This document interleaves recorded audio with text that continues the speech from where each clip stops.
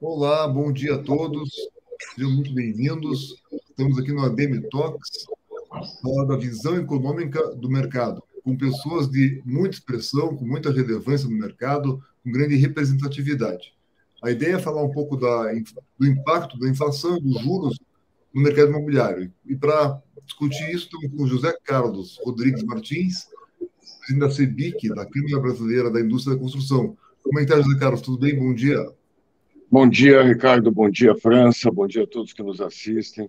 Mais uma vez, um prazer estar aí com o nosso grupo da ADM Paraná, minha origem de todos os tempos aí, né, Ricardo? Nunca podemos esquecer disso, que nós juntos pertencemos à diretoria da ADM Paraná, né, Ricardo?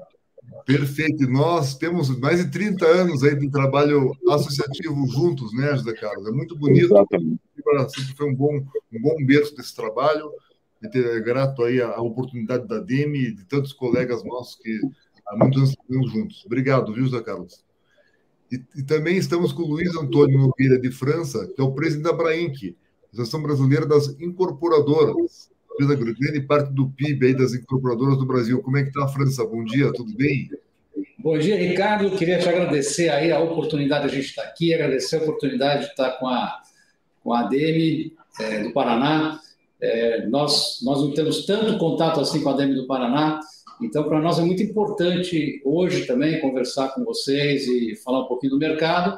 E bom dia ao Zé Carlos aí, que é o nosso grande colega e amigo aí, capitania na CEBIC, que a gente trabalha em conjunto em várias causas aí para melhorar esse mercado. Obrigado, França. A França tem feito ótimos eventos, tem muito conteúdo, muita pesquisa, tanto com a Brain quanto com a FIP-ZAP. Então, os eventos em São Paulo são maravilhosos, cada vez com mais relevância. Tá ótimo o trabalho de vocês também aí, França. E daí, pessoal, eu sou o Ricardo Reis, sou o CEO da Reis Real Estate, diretor da Academia Adêmico do Paraná, que é uma categoria nova, aí, super atuante, seguindo o Leonardo Izete, que tem feito um ótimo trabalho, agora com o presidente Gustavo e tantos outros diretores, está indo muito bem. Mas o papo hoje é o seguinte: inflação alta, né? Está mais de 11%, a inflação do nosso mercado está muito maior, o José Carlos vai comentar mais um pouquinho, daqui a pouquinho. A causa dessa inflação, a parte é a pandemia passada, agora tem uma pandemia nova na China, que é onde fornece material para o mundo inteiro e é consumidora do mundo inteiro também. Eu não sabe qual é o impacto disso. Há esse desalinhamento entre oferta e demanda. Tem mais o problema do câmbio, da guerra na Ucrânia, que pode aumentar ou não, mais o petróleo, que impactou bastante, o minério de ferro, agronegócio, então tem bastante coisa aí em risco. E a consequência disso é o aumento de juros, os juros que já chegou a 2%, 3% no passado, já está em 11,5%, vai subir mais 1% talvez hoje. E a inflação e os juros são nossos maiores problemas hoje aí no mercado imobiliário. Eu queria ver com você, começar com você, José Carlos. Você que já tem bastante história nisso. A história da inflação no mercado sempre foi um problema, né? E hoje você está contando que é diferente a inflação. O que você está achando desse cenário da inflação e dos juros? Historicamente, quando a gente teve inflação alta, nós que somos mais antigos, quando a gente teve inflação alta, você tinha mais ou menos igual a inflação Brasil da inflação da construção.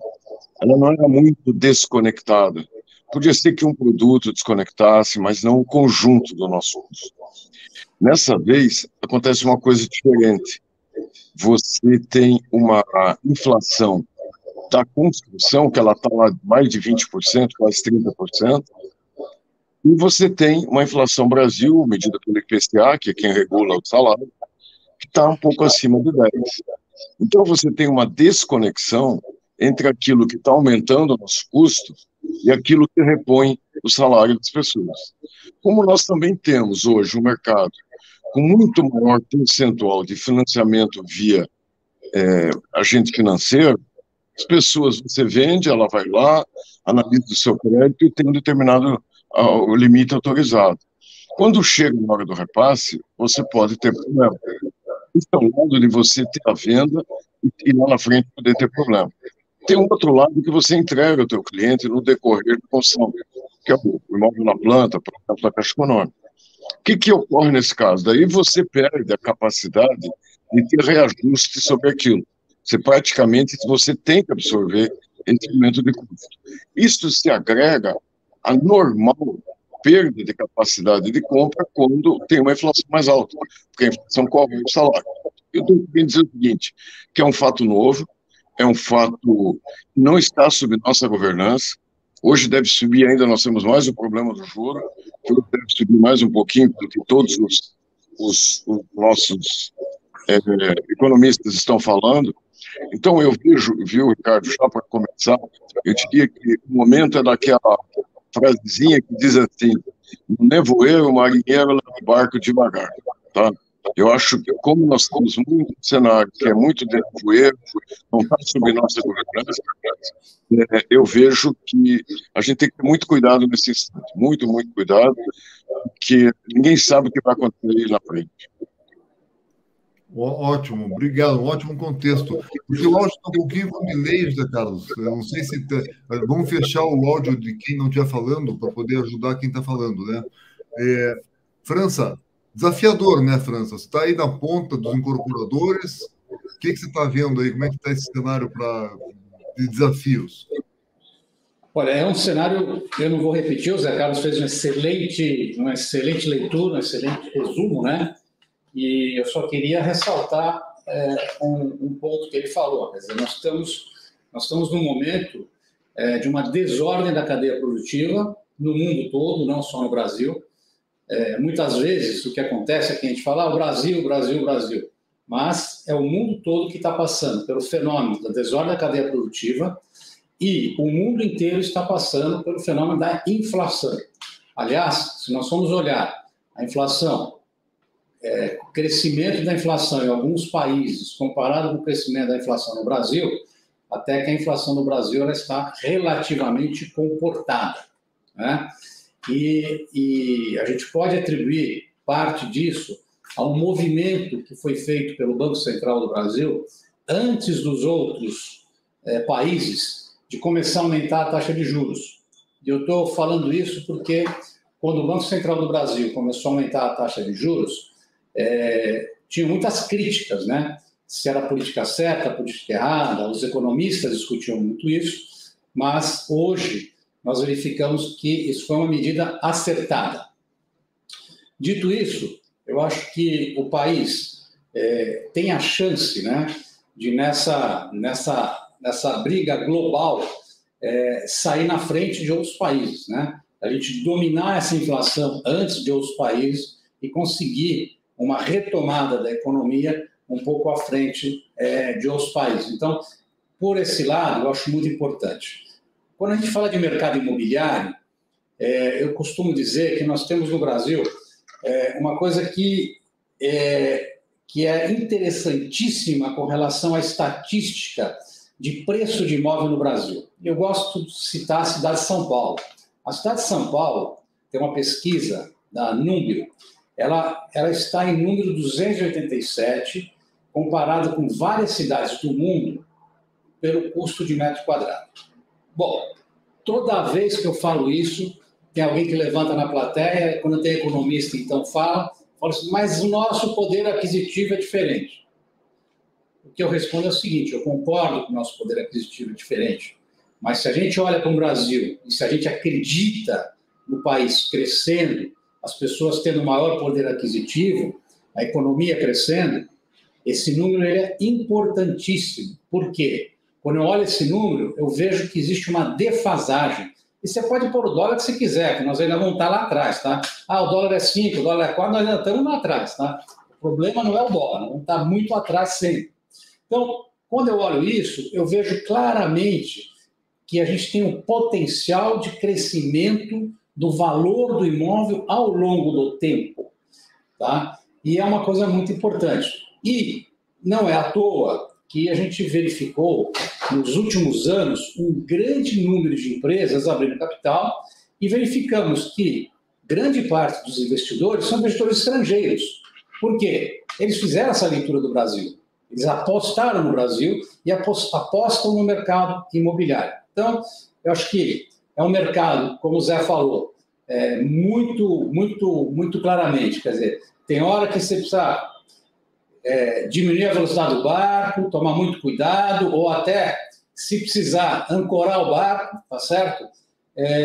Porque querer sair de velocidade de cruzeiro agora pode atrapalhar. Então, acho que o Zé definiu isso muito bem, mas quando a gente olha o médio e longo prazo, eu vejo uma perspectiva importante para o mercado imobiliário do Brasil. Legal o contexto, viu? E fiquem à vontade em abrir o microfone, perguntar um para o outro aí. Estamos aqui num papo com duas entidades das mais representativas. Tenho certeza que deve ter um papo entre vocês também. Então, um pouquinho agora, vamos dividir aí no... Ricardo, eu podia só interferir um pouquinho nisso que o França falou, que eu acho que ele colocou num ponto, viu, França? Você tocou num ponto fundamental. Você veja o que acontece. Nós estamos hoje com um aumento de custo, nós estamos, as nossas pesquisas, claramente com redução de estoque, tá? Porque as empresas estão lançando menos. Nossa pesquisa de preço diz que falta recuperar em torno de 8%, que descasou a curva do preço de venda com o aumento de custo em 8%, ou seja, a tendência, sim, é aumentar o preço ao longo do tempo. É isso que eu quero dizer. Nisso que você falou, é natural, aumenta custo, reduz o estoque, são dois fatores de pressão de ponto de preço futuro. E isso é uma coisa que eu acho que a gente tem que deixar muito claro para os nossos empresários, para as pessoas que estão junto conosco. Acho que só era só isso. Boa, José Carlos. Você está com um delay, José Carlos? Talvez se você sair e entrar de novo, resolva o problema, viu? Entre o que você fala e o áudio que aparece, está um áudio um pouquinho com ruído e tem um delay entre a tua imagem e a tua voz. Se sair, isso. Então, voltando aqui, França, enquanto ele está voltando para cá, falar um pouco do econômico, França, porque tem uma frase bacana do Roberto Campos, que é um economista famoso brasileiro, que a inflação é um monstro brutal e cruel que tortura particularmente os assalariados, que são os compradores do Casa Verde e Amarela, que é um desafio para o empreendedor conseguir concluir naquele preço, que tem um preço limite de venda, com essa inflação subindo. Como é que você está vendo esse cenário? O Casa Verde e Amarela, diferentemente dos outros mercados, nós temos que lembrar que, em primeiro lugar, o funding dele para as pessoas que adquirem as suas casas. Só voltando aqui, Zé, ele fez a pergunta do Casa Verde e Amarela do impacto, só para você poder entender o que eu estou falando. Então, eu estou dizendo que o Casa Verde e Amarela, diferentemente dos mercados de médio e alto padrão, primeiro, o funding vem do FGTS. Então, quando o cliente vai comprar um imóvel do Casa Verde e Amarela, você não verifica a diferença de taxa de juros, que é muito importante. Fazendo um parêntese, também no médio padrão, a diferença... França, só um pouquinho. Como assim não sente... O juros está subindo. Não sente o quê? As operações do Casa Verde e Amarela, como tá. do FGTS. Depois, no finalzinho, se me permitir, eu falo do mercado de médio padrão. Mas no Casa Verde e Amarela, para o fundo de FGTS, não existe alteração de taxa. No entanto, o Zé Carlos lembrou muito bem, e você também falou da inflação. Então, como é que se corrige isso e como é que nós, Abrainc, Sebic, estamos trabalhando junto com o MDR e outros órgãos correlatos, o Conselho Curador do Fundo de Garantia. Você tem que melhorar o poder, deixar a pessoa ter mais espaço para comprar. O que significa? Eu vou dar um exemplo aqui muito simples.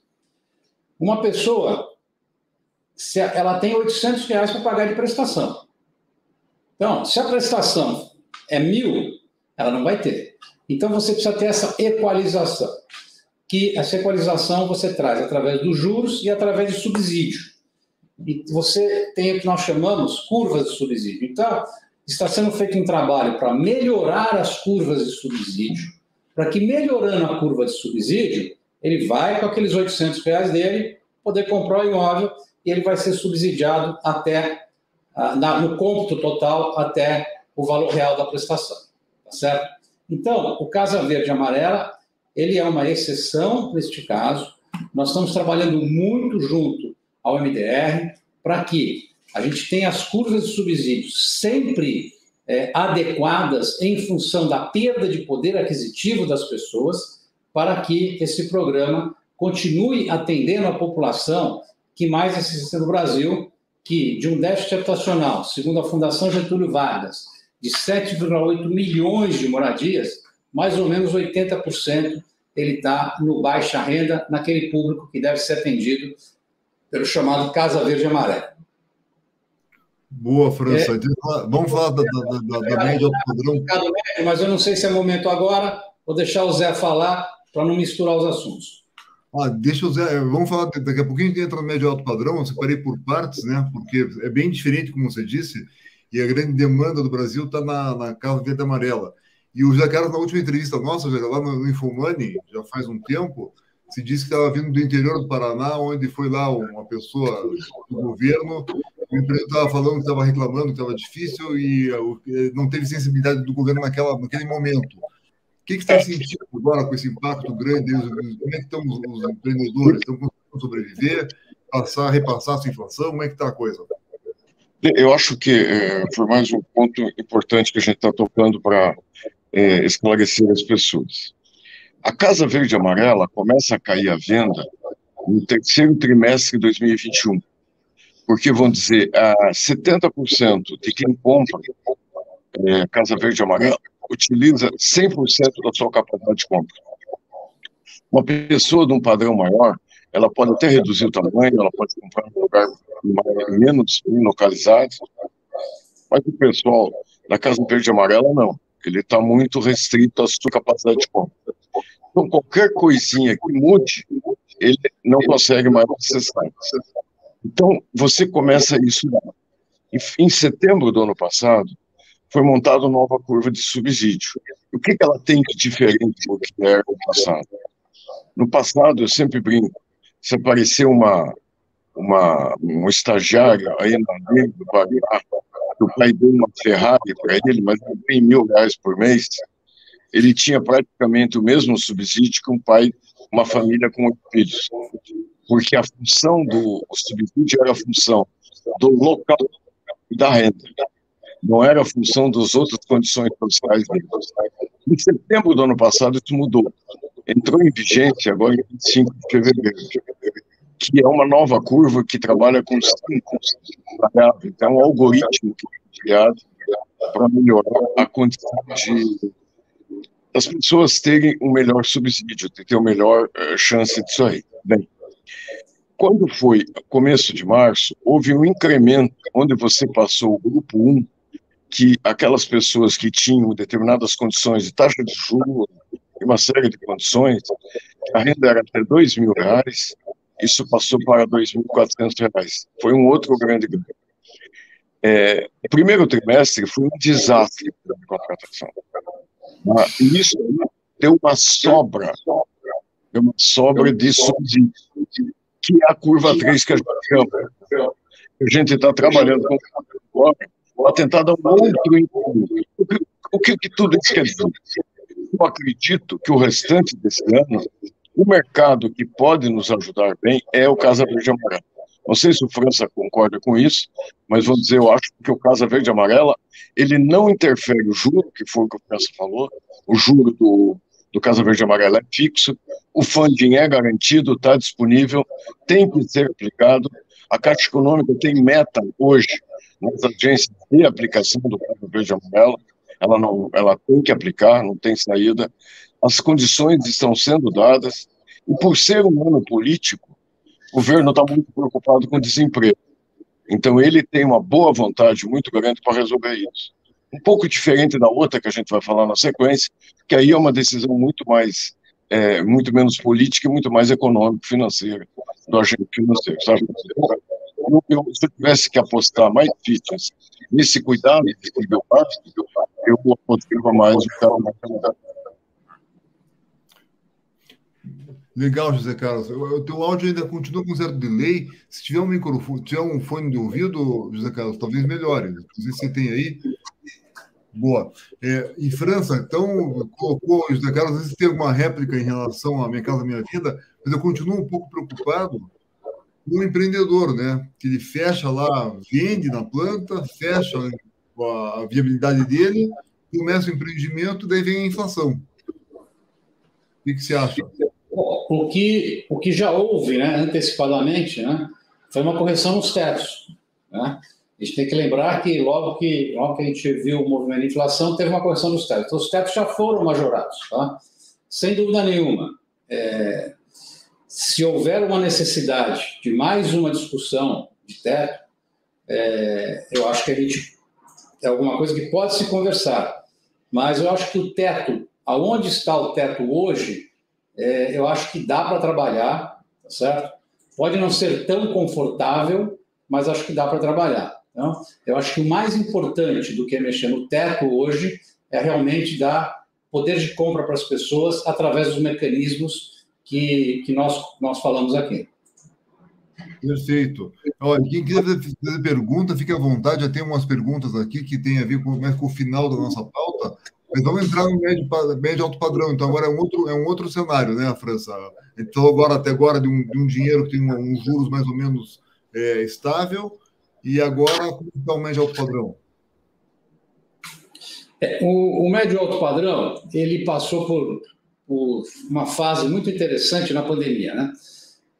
No primeiro ano de pandemia, eu acho que todos lembram, teve uma paradeira geral no médio alto padrão.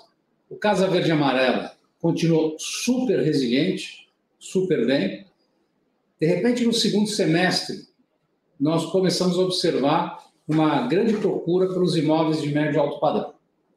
Por quê? As pessoas começaram a repensar as suas casas em termos de espaço, luminosidade, e às vezes não em termos de metragem quadrada, não querer morar num lugar maior.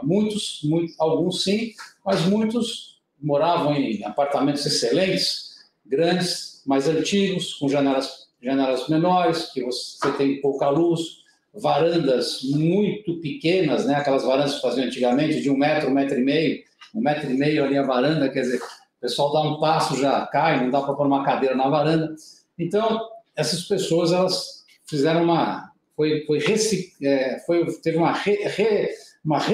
repensar com relação ao imóvel, e esse repensar trouxe uma demanda muito importante.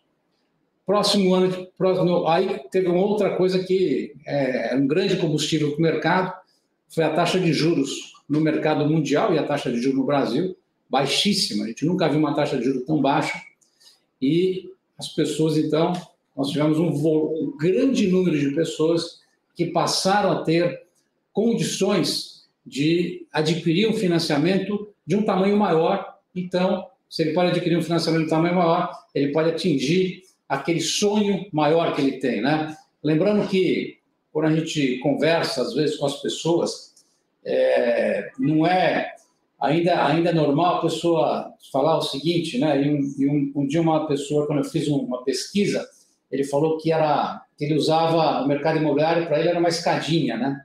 Eu falei, mas o que é escadinha? Não, o senhor tem que entender. Meu primeiro imóvel foi de 1 quarto. Hoje eu estou em 2 quartos. E eu quero subir para o nível de 3 quartos, que é o meu sonho de consumo. Então, quando você vê a queda da taxa de juros, muitas vezes aquele cara que está na escadinha no 1 quarto já pode ir quase para o 2,5 ou 3, né? Então, isso é importante. Falando em taxa de juros, a gente vê esse movimento Selic, né? Que foi um movimento grande da Selic, acertadamente, não estamos criticando, mas o crédito imobiliário, grande parte dele hoje está sendo financiado com recursos oriundos da caderneta de poupança. E a caderneta de poupança ela tem um gatilhozinho que, quando a Selic chega a 8,5, ela paga para o investidor da poupança TR mais 6,17. Ela trava em TR mais 6,17. Isso propicia com que os bancos eles não precisam aumentar a taxa na mesma magnitude que a Selic. Então, as taxas médias estavam em 7,70, hoje estão mais ou menos, que a gente tem verificado nos bancos, em 9,95. Tá? Ou seja, se vocês forem ver a variação do Selic e a variação que nós tivemos nos recursos no médio padrão é muito diferente. Então, a taxa subiu ou não subiu igual. Eu costumo dizer também que muitas empresas não conseguem, aliás, nenhuma empresa conseguiria tomar um dinheiro até R mais 9 e 30 por 30, 35 anos, tá certo? E uma pessoa física consegue fazer isso para comprar o seu imóvel. Então, relativamente, tá certo? A gente ainda tem taxas de juros comparadas com a Selic comportadas. O Brasil tem mais uma coisa que evolui muito, né? Que é a portabilidade. Então, a pessoa olhou o imóvel, quer comprar, ele está incomodado com a taxa de juros, uma prestação cabe no bolso. Ele tem aquele imóvel de desejo. Como a gente falou, o preço pode subir, ele pode comprar o imóvel que a taxa de juros caindo, ele vai negociar com a própria instituição financeira ou irá portar o seu financiamento para outra instituição financeira, tá certo? Então, aquela taxa que ele faz hoje não é uma taxa cravada por 30 anos. Então, a gente tem que olhar todo esse contexto, que é um contexto importante para as pessoas tomarem a decisão. Bacana você colocar esses pontos, França. O José Carlos está entrando de novo aqui. Ana, se puder incluir o José Carlos aí, por gentileza. Ele está na sala de espera. Aí. Oi, José Carlos. Vamos testar o som. Está no mudo. Melhorou agora, Ricardo? Agora está ótimo. Tinha um delay, estava meio estranho.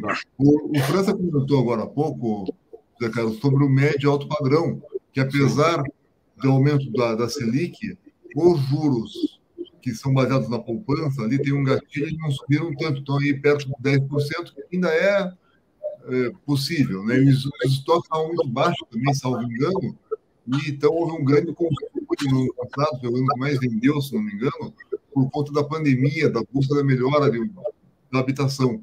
Como é que você está vendo aí o médio e alto padrão, Zé Carlos? Eu concordo com França, porque, vamos dizer, a regra diz que você remunera a poupança a 70% da Selic até chegar no 6%, 6,17%. Então, isso aí é exatamente isso. Passa a ser vantagem, você veja, quem está financiando com um reajuste desse, de 6%, está tendo uma valorização real do seu bem, né? O financiamento, ele, vamos dizer, na verdade, ele tem um juro negativo. Se a inflação está 10, 12, se a inflação da construção está 20 e tantos, ele tem um juro negativo, né? E eu vejo que a pandemia acabou trazendo, valorizando o nosso produto. As pessoas, ao ficarem em casa, perceberam o quanto é bom ficar em casa e quanto é bom ter uma qualidade de vida, uma casa melhor para eles. Isso acho que nos ajudou bastante. Mas eu acho que tudo isso passa, não sei se você, o França, concorda, mas por aquilo que eu falei. Eu acho que a gente tem que ter um pouco mais de cuidado nesse momento. O mundo não acabou, não vai acabar como nunca acabou até hoje, tá certo? Acho que a gente tem que aproveitar o momento, analisar qual é o público mais adequado, qual é o produto melhor. O mercado tem, porque tem um dado também muito importante. A nossa pesquisa de intenção de compra não reduz praticamente nada. Aquilo que estava em 40 e poucos por cento está em 38, 39. Então, vou dizer, as pessoas elas continuam querendo comprar. O que a gente tem que dar condições para isso. O que a gente está fazendo, que o França comentou ali? A gente está trabalhando com os órgãos de governo para tentar criar situações que melhorem a condição de compra, da aquisição, que se aproxime um pouco o bolso e o preço das coisas, né?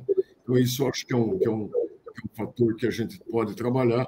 Não vai resolver o problema 100%, lógico que não, mas vai melhorar, e é isso que a gente tem trabalhado. E também vamos falar de uma coisa, viu, Ricardo? Por mais que sempre critiquem, por mais que sempre todo mundo meta o pau, eu acredito muito no Brasil. Eu acho que o Brasil, pelo que a gente viu, que a gente acompanha, quem sabe tenha sido um dos principais países que melhor administrou a crise. Tá? Eu acho que a gente foi muito ágil, a gente deu resposta imediata, a gente não parou. Eu acho que houve uma série de fatores que você veja uma coisa, que todo mundo dizia que o nosso déficit ia para a dívida pública para 100% do PIB, né? Nós ficamos ali nos 80%. Então, isso aí, como o França falou, você tem uma inflação, onde já se viu, Alemanha com 8% de inflação, Japão com 6%, 7%. Esses caras devem estar tudo fazendo harakiri lá. Porque, imagine como é que os caras não sabem administrar. A gente, para 10 de inflação, a gente tira com o pé nas costas. Só que isso vai reverter em algum instante. Na hora que reverter, eu vejo que nós temos grande condição de sairmos à frente. Tá? Acho que é isso aí que eu queria pôr agora. Bacana, bacana, José Carlos. É bom ver que nós que estamos aqui somos otimistas, né? Estamos trabalhando aqui no Brasil. Não, Ricardo, deixa eu só falar um negócio, França, que eu tive que falar, viu? Esses dias eu estava dando uma entrevista, né? E aí a gente tinha a gente tem a curva que a gente faz junto lá com a CNI da situação atual e a situação futura. Ao longo dos anos, viu? Isso não é de agora. Ao longo dos anos é assim, a gente sempre ferrado aqui embaixo, né? Com a situação atual ruim, mas lá na frente vai estar melhor, entendeu? Então você veja que isso, eu acho que vamos dizer, você transforma num dado, um número, o nosso otimismo. Nós somos otimistas por natureza. Ótimo, muito bom. Vamos falar um pouco do futuro, então, daquela que nós estamos aqui, a gente acredita, né? A gente está aqui trabalhando, o empreendedor, ele fala, o incorporador, e entra no empreendimento num cenário e tem certeza que vai sair em outro, porque passam 3, 4 anos, é outra política, tem eleição esse ano, tem Copa. Então, um pouco do futuro próximo aqui, França. Depois, cenários possíveis do futuro. Tem uma pergunta até do Eliésio sobre a parte do futuro, mas eu queria ver o que você acha agora desse ano, que vai ser o desafio desse ano, estamos no meio do ano já, com a Copa e com a guerra e com a pandemia, e agora tem ainda a eleição. Depois ele fala do futuro mais longo, com reformas possível. Eu sou otimista com o futuro. Eu acho que eu não tenho muita dúvida que, como o Zé falou, a gente está com uma situação no Brasil equilibrada em termos do que se esperava em relação à dívida pública. É verdade que nós precisamos de reformas estruturais. É muito importante uma reforma administrativa. Então, sem dúvida nenhuma, acho que o próximo governo ele tem que entrar na reforma administrativa, e o ideal é que a reforma tributária ela entre após a reforma administrativa, porque é uma coisa meio lógica, né? Primeiro você vai conseguir um emprego e depois você vai gastar, né? Então, senão você vai ficar maluco, né? E aqui não dá para a gente sair sem saber o gasto. No caso do governo, ao contrário, precisa saber o gasto para dimensionar a receita. Então, se tiver uma redução importante de gastos, tá certo? Uma previsão de redução de gastos em uma reforma administrativa, a calibragem da carga tributária ela fica muito mais assertiva, e você tendo uma carga tributária menor, todos sabemos que isso vai reverter em um crescimento da economia. Então, é muito importante que a gente passe por esse espaço. É verdade, né, que no Brasil a gente se esquece de quantos anos ficamos brigando com relação à reforma previdenciária. Foram quase, acho que mais de uma década brigando a reforma previdenciária. Saiu a reforma previdenciária. Então, as coisas podem demorar, mas o importante é que elas aconteçam.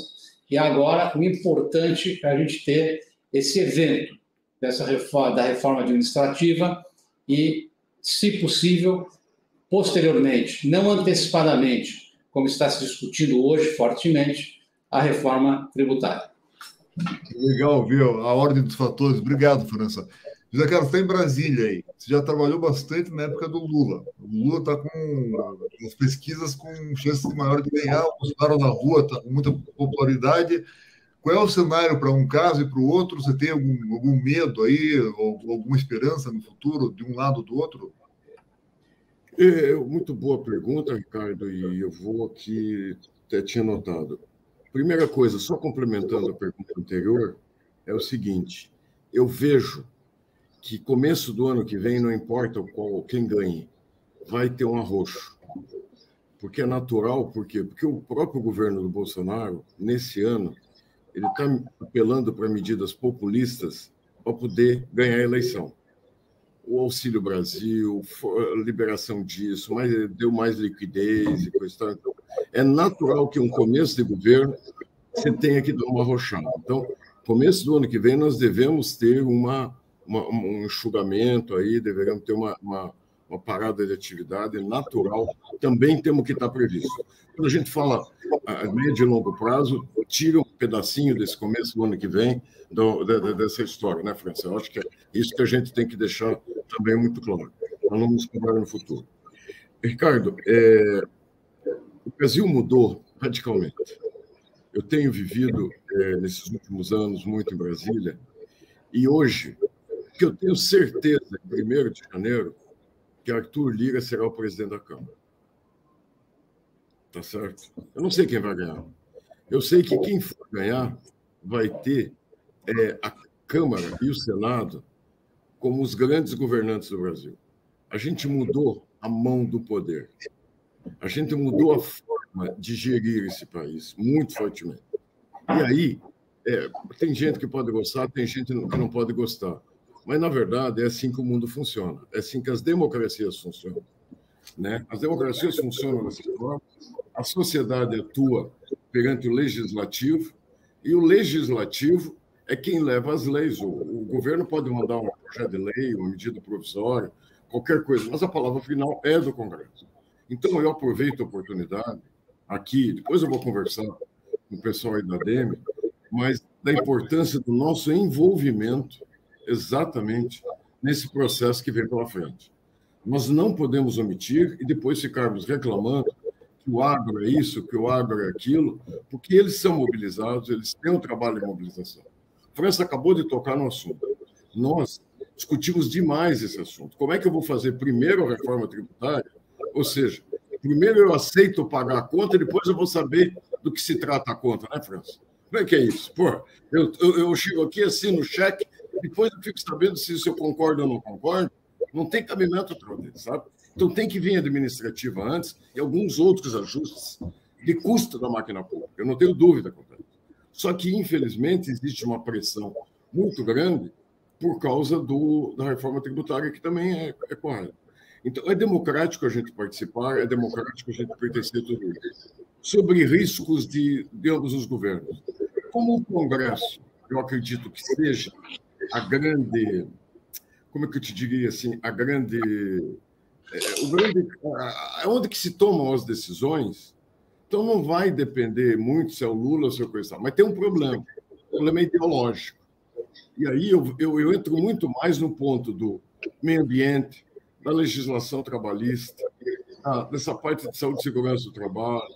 Eu entro em todos esses pontos, vamos dizer, na parte de desburocratização, que um pensamento liberal trabalha muito para melhorar nossas vidas. Então, ontem à noite ainda, estou aqui em Natal, eu estava discutindo com as pessoas e a gente falando o como é ruim eles terem tido uns governos e ainda terem de um determinado estilo ideológico. Por que isso? Porque, poxa, aquilo que já está resolvido, por exemplo, em Curitiba, está resolvido na cidade de São Paulo, nos outros lugares, aqui a coisa ainda que não começou nem a mexer.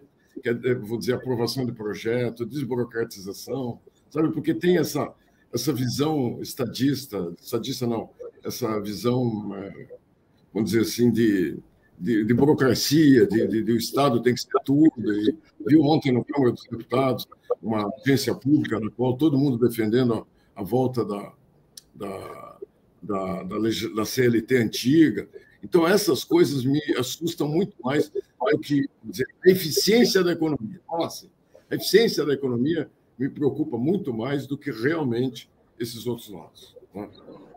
Boa, excelente. Obrigado, Zé Carlos. Tem umas perguntas aqui, uma do Eduardo Kisa, que é o nosso diretor da DEME também, e também é o diretor de incorporação da Invespar, que é uma das grandes empresas aqui do Paraná, fez grandes empreendimentos, tem uma visão muito boa do mercado, um exemplo de gestão. Qual é a opinião da Abrainc, da CEBIC, em relação à parte da inflação, estimativas de inflação? Até eu queria ponderar aqui, França, com você, que vai ter a palavra, que eu fiz essa pergunta para o pessoal da EZTEC, no nosso ConstruCast, que é o podcast para o imobiliário, como é que eles viam a inflação. E a saída que eles deram era o seguinte: na hora que te fecha o orçamento, fecha a viabilidade, a gente vai lá e já fecha os preços da curva A lá. Compra o cimento, compra o aço, compra os elevadores, fecha esse grande pacote dos 20 grandes itens para garantir o preço da obra. E os outros só irmãos lá, é isso mesmo, ele é um grande gestor de orçamento e realmente conseguiram fazer a obra no preço ou abaixo do preço orçado. Como é que você está vendo essa inflação, esse pico de inflação? Vai baixar isso? Quanto baixa? Como é que está indo? Bom, aí é um pouquinho aquilo que a gente falou, né? Eu acho que a gente volta para a história da desordem na cadeia produtiva, para o aumento dos preços das commodities no mundo, o que traz essa inflação. O que é uma pena em todo esse processo, né? E é uma coisa já estrutural, é o INCC, né? O INCC ficou velho, ele tem uma ponderação dos custos da obra diferente. Uma coisa era você construir há 20, 30 anos atrás, né? Outra coisa é construir hoje, quer dizer, então você tem uma ponderação diferente de mão de obra, de vários custos, né? Então, acho que para o nosso segmento, o que está acontecendo na Fundação Getúlio Vargas, que é rever e repensar o INCC para que ele reflita uma realidade, isso vai ser muito importante para o nosso futuro, para que a gente possa ter as nossas obras construídas com mais assertividade e não ter que colocar, às vezes, tanta gordura no orçamento quando você faz o seu preço inicial. Obrigado, França. O José Carlos me assustou aqui que a inflação da nossa indústria da construção é muito maior que a oficial, que está em 10%, 11%, 12%. Explica um pouquinho melhor essa inflação do nosso mercado, José Carlos. E o que você está achando que vai acontecer com a curva futura disso? E quando? Eu acho que você toca num fator aí fundamental. Não tem economia, não tem setor produtivo que não tenha, ou que seja competitivo, que ele não tenha um grande intercâmbio com o mercado exterior. Você imagine uma fábrica de automóveis que dependesse só de produto nacional, o quanto custaria mais caro, o quanto que isso aí seria pior. O nosso erro ao longo dos anos foi termos nos baseado muito no mercado interno. Ou a gente assume que isso aí a gente vai mexer, vamos dizer, a gente tem um intercâmbio maior, e aí tem que ver, tanto no tempo da dificuldade como da bonança, ou a gente vai viver esses problemas que a gente vive.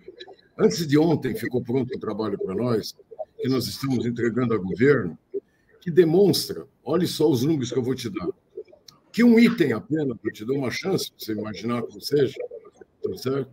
O aço, tá? Numa obra de habitação de interesse social, todo o aumento de custo, 37% foi culpa do aço. Se o aço não tivesse subido, nós teríamos 37% a menos de inflação da construção. Mais do que um terço. Numa ponte, equivale a 73% o aumento de custo de uma ponte. Então, o que ocorre? A gente tem que ter essas percepções. Nosso mercado, abraço, Guise, o Eduardo, que está aí conosco, que também fazia parte conosco também, né, Ricardo? Tá? Sim, faz anos, estamos juntos faz anos, e ajuda muito, ele tem essa base econômica muito forte. Sim. Pois é, então, viu, Eduardo? Então é o seguinte, ou a gente por exemplo, a nossa gestão, ela amadureceu, ela profissionalizou, deixou de ser aquela coisa que era no passado, muito fraca, muito, né, ela melhorou muito. Agora nós temos que conscientizar nesse lado de custos nossos. No Brasil, a participação do PIB da construção no PIB nacional é 2,6%. Estados Unidos é 5 e tanto, quase 6%. Lá é um país feito. Aqui é um país que tem tudo para fazer, com déficit habitacional absurdamente grande, com 500 coisas. Então, cada vez que sobe, vamos dizer, não é só o nosso problema de não conseguir vender para o nosso cliente, é que o nosso cliente não tem acesso. Você continua com os mesmos problemas sociais. Então, ou a gente convence governo, sociedade, que nós temos que ter um mercado mais aberto, ou nós vamos conviver. Sobre inflação, eu acredito que não tem mais fôlego para subir no mesmo ritmo, mas também puderam. Nós teríamos que ficar um bom tempo andando para trás para poder ficar igual ao Brasil. Se a nossa inflação é 20 e tantos, quase 30%, e a inflação no Brasil é 10%, nós precisaríamos ficar um bom tempo com o Brasil subindo 10% para chegar em nós, para poder recuperar o salário das pessoas, né, cara? Então, eu acredito que não tem fôlego para ir no mesmo ritmo, não tem, mas nós temos... Esse ano, por exemplo, o problema não será materiais, será mão de obra. Porque o ano passado, os outros anos, não tivemos praticamente reajuste de mão de obra. Só que esse ano é normal. IPCA aí de 10 ou 11, vai fazer o quê?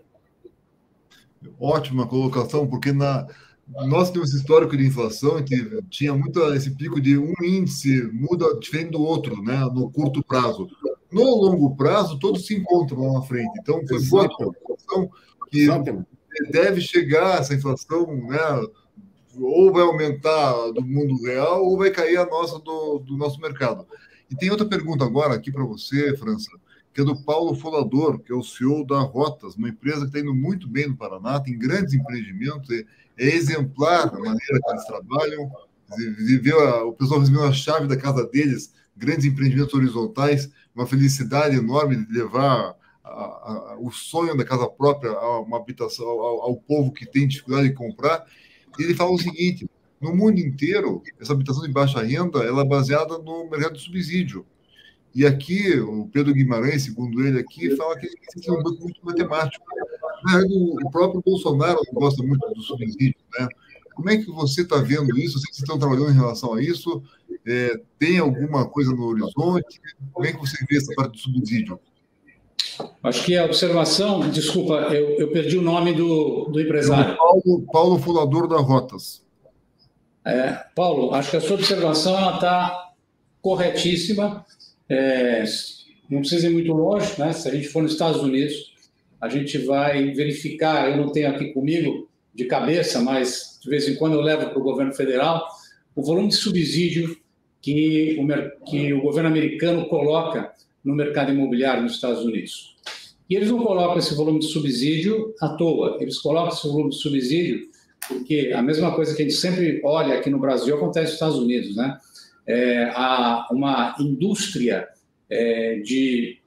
do nosso mercado pujante, ela representa um volume enorme de empregos e uma enorme arrecadação de tributos em toda a sua cadeia produtiva.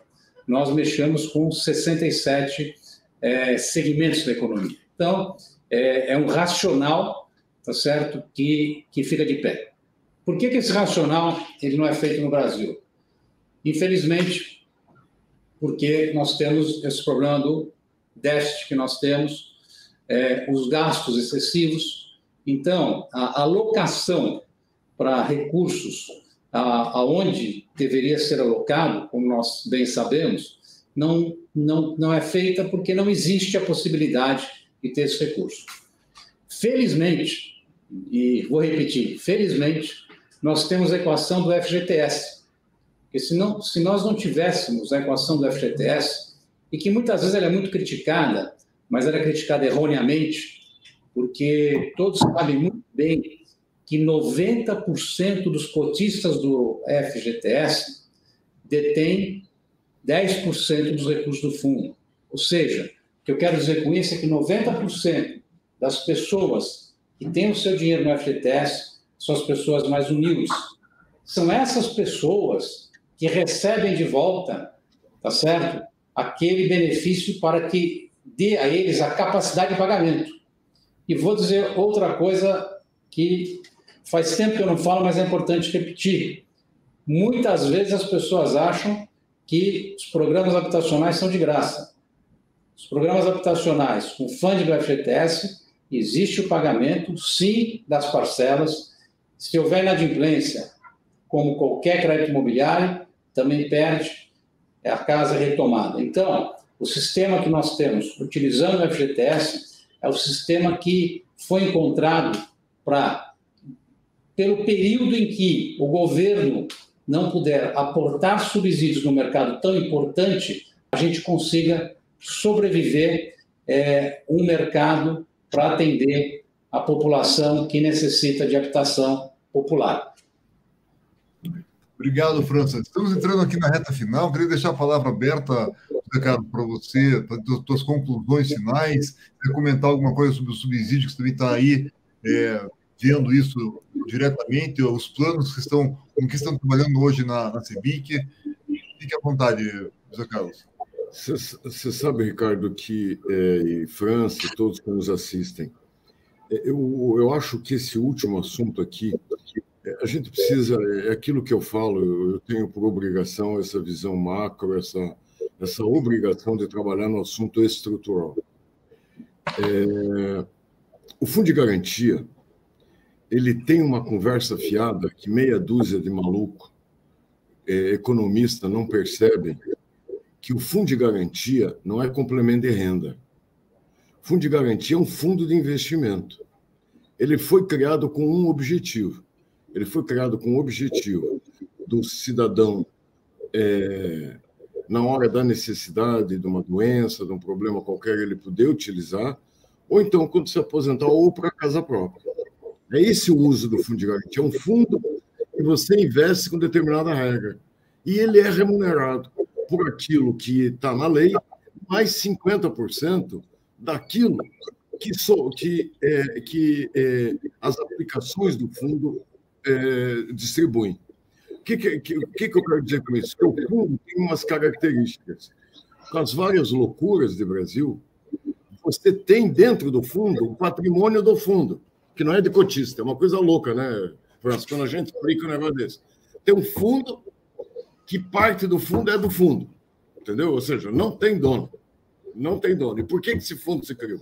Esse fundo se criou porque lá atrás, com o plano verão da vida, todas aquelas coisas, a empresa tiver que pagar 10% a mais, tiver que pagar 0,5% a mais, e aquilo juntou, passou da conta, e tem um bolo hoje, que eu nem sei qual é o volume que está, e isto rende anualmente uma série de recursos que são reinvestidos tanto para subsídio como para distribuição de dividendos aos cotistas. Aí está um problema sério. Fundo de garantia não dá conta sozinho de pôr o subsídio que é necessário. O governo não põe um centavo e leva os méritos. Usa o fundo de garantia como o que acabei de receber. Diz que hoje estão querendo soltar negócio para Vale Cash em cima do fundo de garantia. Já estão botando fundo garantidor para crédito, para microcrédito, para quem é negativado, ou seja, é fundo perdido, é dinheiro que entrou lá e não vai sair. Então, você vê que tem uma distorção contra isso. E isso nós temos que ver. Paulo, você lembra de muitas conversas que a gente teve, de muitas coisas, até de alguns atritos com altos próximos aí, tivemos aí eu com o Paulo umas conversas meio pesadas, e aquilo está andando, porque nós temos que encontrar outras formas de colocarmos dinheiro nesse processo. Não dá para mandar essa conta só para o fundo de garantia. Ele não dá conta, que nem no momento no qual a gente vive hoje, que a capacidade de compra desenquadrou tanto, tem que pôr para segurar. Porque governo, quando você veja uma coisa, ele leva as laureas, não põe um centavo, usa o recurso do fundo, só que ele ganha o imposto, ele ganha o emprego, ele ganha o movimento da economia, ele ganha tudo isso. Ou seja, não põe nada e leva. E ainda tira de nós. Eu acho que esse ponto é muito importante. Agora, falando de futuro, como sempre eu acabei de falar, falamos aí, nós somos sempre otimistas. Só que eu acho que ser otimista é básico da nossa atividade, é do nosso gene, é do nosso espírito. Só que nesse período é aquilo que eu falei no começo, acho que eu termino como eu comecei. No nevoeiro, o marinheiro leva o barco devagar, né?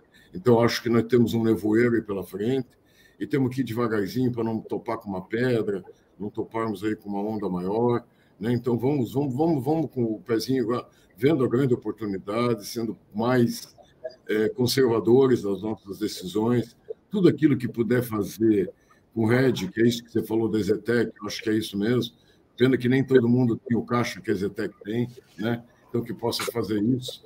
Então, a gente tem que ter essas visões.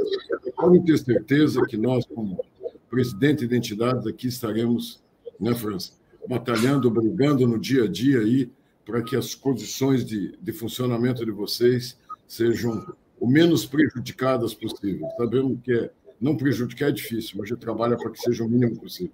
Obrigadão pela oportunidade, Ricardo, Ademe, todos vocês. Muito, muito bacana estar com vocês, né, Carlos?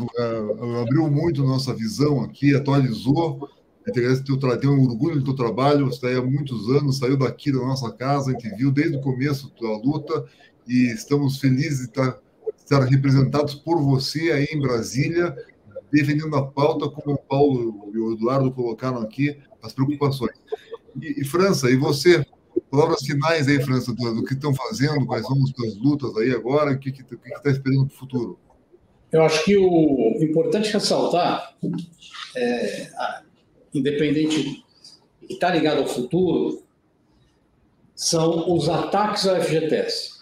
Ninguém, hoje o Zé recebeu a notícia, eu também recebi a notícia, que não sabemos se é verídica ou boato, mas é perigosa, dizendo que a utilização do fundo de garantia com 2 objetivos. Os objetivos sempre são nobres, sempre são populistas, só que você desvia a finalidade e tira o rumo de um fundo que foi criado com o objetivo de investir na habitação, na infraestrutura e no saneamento, que são coisas básicas para qualquer país. Quando você está falando de habitação, nós já discutimos aqui a importância da habitação, tá certo? Habitação popular. Aliás, se você pegar estudos internacionais, você vai verificar que ela melhora a segurança, saúde e educação, certo? Saneamento é óbvio, né? Ligado diretamente à saúde. Infraestrutura só vai facilitar um Brasil crescendo com que as pessoas tenham mais mobilidade, como você tem em outros países, utilizando, quer seja, transportes coletivos melhores, mais eficientes, como é o caso de trens e metrôs. Bom, e estradas também, que o país precisa muito. Então, acho que nós temos que sair daqui com a mensagem que nós temos que defender o FGTS para manter o objetivo que ele foi criado, tá certo?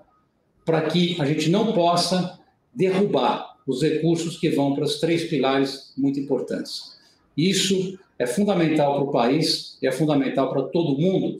E eu não estou dizendo que ele seja fundamental para incorporador. Não, porque o incorporador, o construtor, ele constrói um apartamento de 100, de 50, de 40, de 30, de 200. Tá certo? Nós estamos dizendo que isso é fundamental para a população brasileira, que está vivendo em moradias não dignas e que o país tem condições de trazer moradias dignas para essas pessoas. Então, eu acho que é muito importante a preservação do Fundo de Garantia por Tempo de Serviço e todos aí da ADM que estão nos assistindo, se essa notícia for verídica, não é, Zé? A gente conta com o apoio de todo mundo para contestar essa fuga de recursos para a FGTS, tirando ele do seu caminho normal. Obrigado, Ricardo. Obrigado, Zé, por mais uma vez estar acompanhando aqui a gente junto aqui numa conversa tão importante. E obrigado também a todos os membros da ADM e a todos aqueles que estão nos assistindo. Obrigado a você, França. Trabalho muito bem feito, está acompanhando o crescimento da Abrainc, que passa para os sócios da ADM aqui também olharem com mais carinho a Abrainc, participarem dos eventos, são maravilhosos. Essa parte do FGTS é bem colocado como ponto final. Eu lembro aqui que a gente passa muito nas cidades do Brasil e vê essas comunidades, né, as favelas em volta da cidade. Isso aí tudo é destino do FGTS para arrumar as comunidades e dar dignidade, dar um endereço com uma praça, com uma rua, endereço mesmo, que chegue o correio, né? Que do jeito que está, não dá. A pessoa mora num lugar, passa 10, 20, 30, então só aumenta as comunidades para cima, para o lado. Isso aí é um caso claro do nosso déficit, que está visível, né? Então, tirar o dinheiro da FGTS é não ter condições. Queria agradecer. Rápido, o aluguel em São Paulo de a gente chama de barraco, é feio chamar, mas é um barraco mesmo, dentro de uma favela, é equivalente à prestação que ele paga para ter a sua casa própria. Esse é o ponto, França. Se a gente conseguisse fazer aquele para Singapura, né, de verticalizar, adensar melhor verticalmente, para abrir espaços para a pessoa poder ter um convívio, uma praça de esportes, uma praça para poder conviver a terceira idade, as crianças. A gente sonha com esse Brasil. Tomara que a gente consiga ver. com as entidades que nós temos, acho que estamos na direção certa. Falta que o poder público consiga realmente encampar isso, trazer dinheiro de verdade, como disse o Paulo ali, porque é lá que está o déficit. Queria também avisar que a nossa diretoria da ADEME, que foi empossada, o foco dessa gestão é a representatividade do nosso setor na comunidade. Então, contem com a ADEME Paraná, tanto a BAINC quanto a CIBIC. Quero agradecer a nossa curadoria da ADEME Talks, trazer pessoas tão ilustres aqui, com temas tão relevantes, as perguntas de quem participou também. Avisar que tem nas redes sociais da ADEME as últimas ADEME Talks, os eventos que estão criando agora, vai ter o ADEME Day aqui em Curitiba em breve, para poder reunir presencialmente a comunidade e conseguir se ver e se representar. Também, caso queiram conhecer um pouco mais, o nosso trabalho é no reisre.com. A parte do José Carlos da globalização, a gente fez um upgrade no nosso MBA em Real Estate, e está globalizando também. Vou passar depois para você, José Carlos, para você, França, para participarem conosco lá, como já tem participado. Agradecer a todos. Ficamos por aqui. Um grande abraço, um ótimo dia, França, um ótimo dia, José Carlos. Continue o nosso trabalho aí, vamos em frente. Um grande abraço a todo mundo. Vamos em frente. Um abraço para vocês, bom dia. Obrigado, um abraço. Tchau, um abraço.